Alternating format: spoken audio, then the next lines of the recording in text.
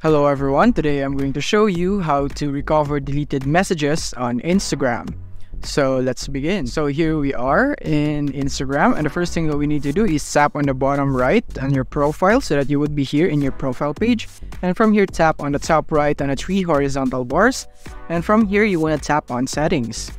And now what you want to do is tap on the search bar, and from here type download.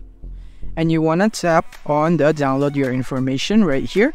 So when I tap this, as you can see, it will be like this one right here. So get a copy of what you've shared on Instagram right here. So you would need to put up your email right here so that you would be able to receive the file or your information about your Instagram, and they would send it to you via email.